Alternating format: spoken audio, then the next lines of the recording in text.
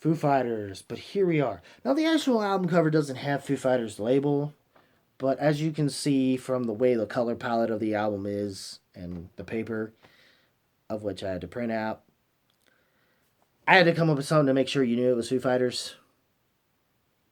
In case some of you all don't know the actual album cover. Just thought I'd let you know that. But yeah. But here we are! I can't sing. I can't scream like Dave. I'm sorry. Plus, I'm kind of holding back because at this point, I think they went to bed. So, my neighbors went to bed. But anyways, neighbors, parents, parents. But anyways, this is the self-titled, going to shape. There's nothing left to lose. But one in your honor. Besides basic grace. Wasting light. Sonic Highways.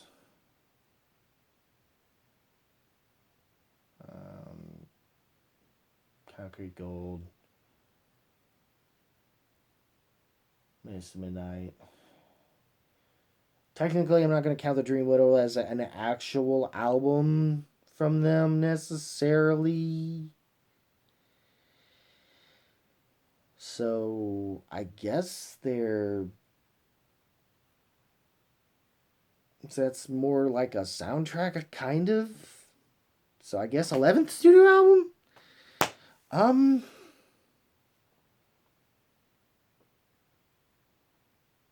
Guess you could say maybe 12 if you want to count it as that. But, anyways. But here we are. The Rescued was great.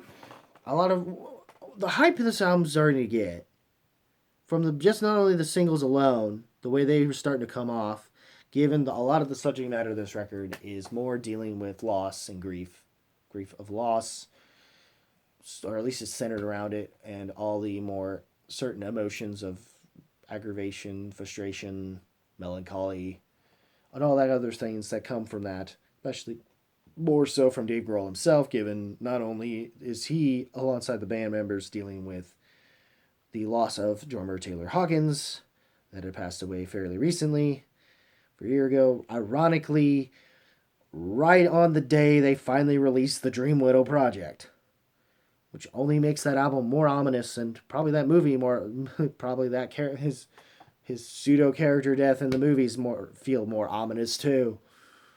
Woof, which I do have, thanks to my cousin. I'm borrowing his Studio 666. And I've yet to listen. I didn't get a chance to really review it last year, but I kind of knew there was something about the movie that there was no way this was going to be make my top of the year list. So it's kind of why I didn't bother to review it. But yeah, but I'm gonna eventually watch it. You know, eventually, guys. Don't worry. But yes, other than that, which had the Dream Widow project, which was fucking phenomenal. The best thing metal oriented's done since freaking Probot. Hell, it's pretty much what Probot would have been if Dave bothered to do vocals and all that stuff.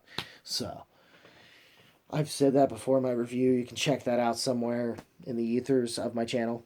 Don't know if I'll leave a link on that or not. But here we are talking about. But here we are. And the title track is great. Underused, pretty awesome. Obviously, Rescue was a pretty good choice to opening this record.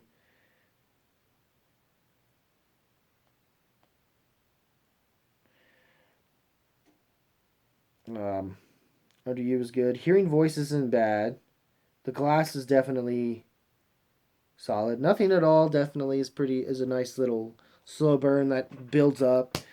But Show Me How hits me a certain way. The Teacher, which I guess has more to do with his mom, And it's the longest song they have at clocking in at 10 minutes, 5 seconds.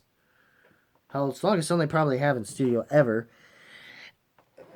It kind of does show its runtime a bit. Because there's a moment halfway into the track where you feel like it probably should have stopped. But they keep going. Though what they start with to keep going was nice enough to kind of keep you invested. But the way they end this track is very weird.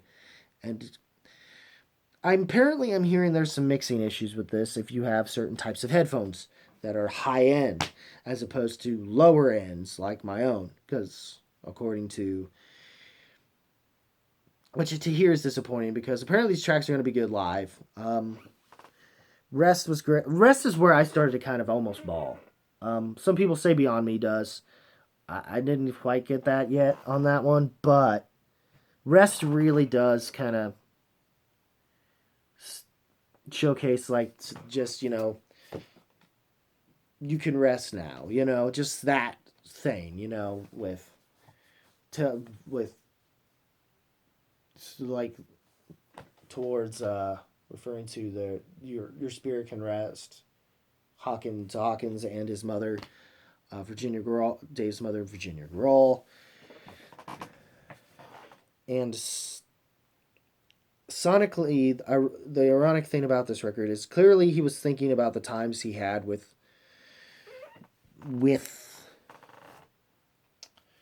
Hawkins and what had come up. Probably most likely for him was more likely the first sessions that he did with him. Which was more in studio, which would have more than likely pretty much been There's Nothing Left to Lose, which is very ironic, and it does sonically come across like a lot of the ideas and stuff do come off very much like that, with some aspects, at least with the in-ears I'm using compared to whatever the fuck Spectrum Pulse is using. But even he'll still admit, despite this, it is musically, the hype is real. This album is the best thing they've done since Wasting Light. I don't know if it's as good as Wasting Light, but the quality and the sonic aspects of this record feel the most 90s Foo Fighters in the best way. And of course, once again saying they're comparing it to There's Nothing Left to Lose. If it was given a nice little bear hug, stretching its arms out to its both its predecessor of an album in the magnum opus that is in one of the many the other magnum opus that is The Color and the Shape, and stretching its other arm out to the Dave's least favorite album, One by One, which I'm gonna say which with that album, that needs a redacted, or at least a microdacted. And by a microdacted, I mean, well, why not put the track The One in place of Disenchanted Lullabies? And I feel like the record would flow better. Unless there's some of the bonus tracks I need to hear from that record that probably would fit better on this record and make it flow better. Who knows? Because it's clear with that record it was pretty much the first 4 tracks, but but Comeback is a good closer. But regardless, we're talking about this one. Teacher's nice. Rest, You Can Rest Now was it was acoustic, and then it had a nice build up, and then it goes acoustic and ends pretty somber. Enough to the point where I was pretty much like, they kind of did it. They made a quality record again that felt like a Foo Fighters record in the best possible way. Hell, I'm sure like one of the bigger fans out there that's supposed to be coming up with his own album in Mammoth, Wolfgang Van Halen himself,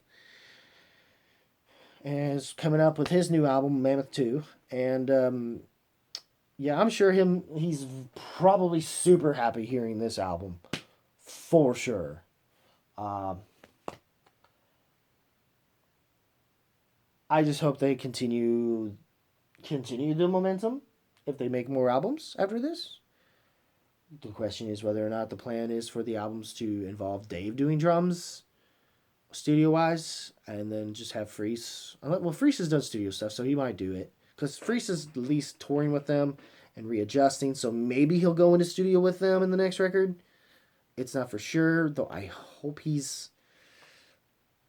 I do hear sometimes there have been issues with him on certain records on some other albums. That's not a perfect circle though, because I know he's good on those records he's done with them. But it's more so or less what I've heard about his time with the Offspring just didn't fit right.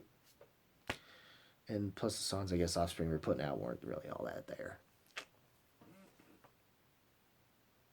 So, yeah.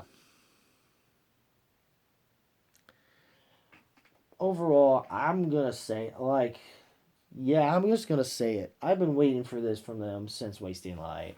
Even though I will be more willing to defend Sonic Highways than most, I understand if it's not nearly as good as Wasting Light or Color and Shape, but I'm not going to say it's not that album isn't great in its own right. Or at least those are my thoughts on Foo Fighters in general, but as far as this album is concerned, and from what I have said about this record briefly, in brief detail, yeah. Fuck it. This album, yeah, this album rocks. And I almost want to put it I almost with potential for masterclass. Yeah. Has its, I mean, it has its flaws though, but it's not. But not in a way that it hasn't already been shown, even on some of the best material they've made, even In Your Honor and all that stuff. So, yeah, that's my thoughts on Foo Fighters. But here we are. What did you think of it? Leave a comment below. Let me know. Hopefully you liked it as much as I did. Hopefully you didn't have Spectrum Pulse, Mark from Spectrum Pulse's mixing issue stuff with his in-ears or something. I'm just glad I didn't have that experience. Holy shit. But,